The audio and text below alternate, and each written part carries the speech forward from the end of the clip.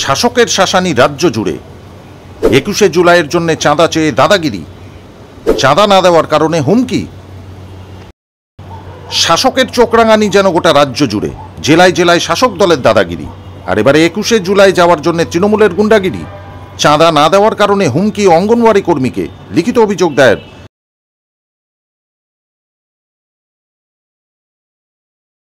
শহীদ সমাবেশের জন্য ICDS centre থেকে জোর করে টাকা চাওয়ার অভিযোগ এক তৃণমূল নেতার বিরুদ্ধে। টাকা না দিলে মারধর ও হুমকি দেওয়া হচ্ছে বলেও অভিযোগ তুলে বিডিও এবং প্রশাসনের দ্বারস্থ ফারাক্কার এক আইসিডিএস কর্মী। রাজি হয়নি আমি টাকা দিতে, আমরা কোথায় পাবো, আমি টাকা দিতে পারবো না। তখন উনি বলেন যে না, টাকা দিতে হবে, জোর জুলুম করে আমার সাথে।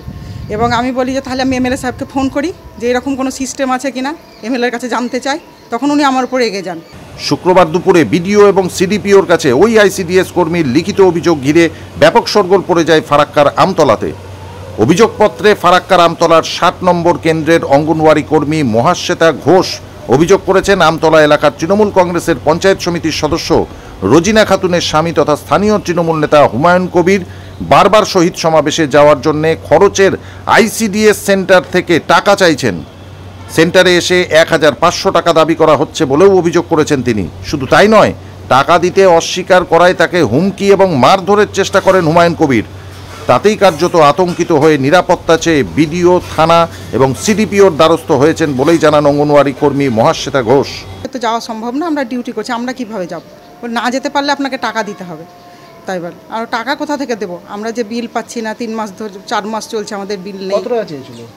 ১,৫০০, ২,০০০, ২,৫০০ এরকম। মানে শুধু আপনার কাছে একা চেয়েছিল না? না, প্রত্যেকটা সেন্টারে গিয়েই টাকা চাইছে।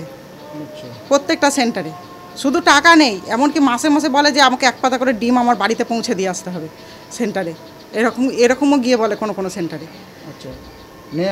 এদিকে শহীদ সমাবেশের জন্য আইসিডিএস সেন্টার থেকে টাকা চাওয়ার অভিযোগ উঠলেও অভিযোগ একেবারে ভিত্তিহীন বলে উড়িয়ে দিয়ে পাল্টা ওই আইসিডিএস কর্মীর বিরুদ্ধেই অভিযোগের আঙ্গুল তুলেছেন আমতলা এলাকার তৃণমূল কংগ্রেসের পঞ্চায়েত সমিতির সদস্য রোজিনা খাতুনের স্বামী তথা স্থানীয় তৃণমূল নেতা হুমায়ুন কবির।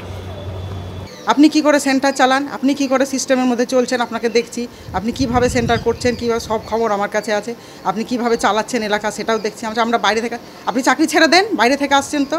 আমি চাকরি কেন ছাড়বো? চাকরি তুমি দিয়েছো না তোমার পার্টি দিয়েছে যে আমাকে চাকরি ছাড়তে হবে? আমি নিজের যোগ্যতায় চাকরি পেয়েছি, সুতরাং আমি যেভাবে কাজ করি সেইভাবেই কাজ করব। আমার এলাকা নিয়ে তো কোনো কমপ্লেন নেই, আমাকে এলাকার লোকজন কেউ কোনো দিন কোনো কমপ্লেন জানায় না আমার প্রতি। তখন উনি আমার উপরে এগিয়ে গিয়ে আমাকে কোন মহিলা কোন বলে থাপ্পড় মারতে চলে আসে আমাকে একদম। কত নম্বর সেন্টার আপনার? সেন্টার নম্বর 60, আমপাড়া, আমতলা পশ্চিমপাড়া। সেন্টার নম্বর 60। এটা কাউকে জানিয়েছেন? হ্যাঁ, জানিয়েছি। সিডিপিও স্যারকে দিয়েছি 1 কপি এবং বিডিও স্যারকে দিয়েছি। দুজনের কাছে রিসিভ কপি এই যে আমার কাছে। ওনারা কি বলেছেন? ওনারা বলেছেন ঠিক আছে, রিসিভ করে নেওয়া হলো, ব্যাপারটা জানা থাকলো, আপনি যেমন সেন্টার করছেন সেইভাবেই সেন্টার করবেন। একটা ভয় লাগছে। হ্যাঁ, আমি বললাম আমি যে ব্যুরো রিপোর্ট, সংবাদ বাংলা টিভি।